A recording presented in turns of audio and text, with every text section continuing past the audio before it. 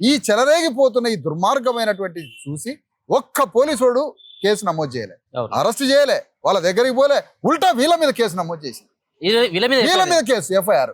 వీళ్ళ మీద ఎఫ్ఐఆర్ ఎందుకంటే వాడు తెలవరిని బాదుకొని రాళ్ళు పెట్టి కొట్టుకొని నెత్తురు బయటికి తీసుకొని ఇది ఆడ ఎస్సీ ఎస్టీ యాక్ట్ అవుతుందో, ఆడవాళ్ళ మీద కొట్టిన అబ్యూజింగ్ కేసు అవుతుందో, ఇంకో అటెంప్ట్ మర్డర్ అవుతుందని వాడే నెత్తురు బయటికి తీసుకొని రప్ప రాసుకొని పోయి వీళ్ళు కొట్టినని తీసుకుపోయి కేసు పెట్టించిండు. వీళ్ళ కేసేమో వాడు బుక్ చేసిండు, వీళ్ళ మీద పెట్టిన కేసేమో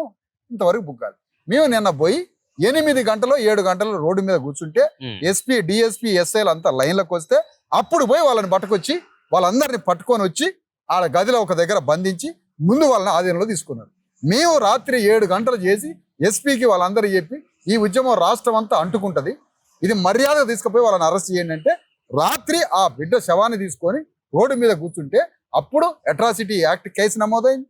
ఆ తర్వాత అటెంప్ట్ మర్డర్ కేసు నమోదైంది, ఆ తర్వాత అబ్యూజింగ్ కేసు నమోదైంది, ఆ తర్వాత మారణాయుధాలతో 307 కేసు నమోదైంది, తర్వాత పోస్ట్ మార్టం రిపోర్ట్ చూసి ఇప్పుడు మర్డర్ కేసు నమోదైంది. ఈ మొత్తం కార్యక్రమం నిన్న కూర్చొని అంత భయంకరంగా రోడ్డు మీద తిండి తిప్పలు లేకుండా ఆ పచ్చిబాలింత వాళ్ళకి 3 రోజుల నుంచి పోలేదు, ఆ శవాన్ని పట్టుకొని రోడ్డు మీద దిగ్బంధన చేసి 400 మంది మా బీసీఎస్సీ ఎస్టీ చేసి డిఎస్పీ కార్యకర్తలు రోడ్ల మీద కూర్చొని 7 గంటలు కూర్చుంటే గానీ అది ఒక కొలిక్కి రాలేదు.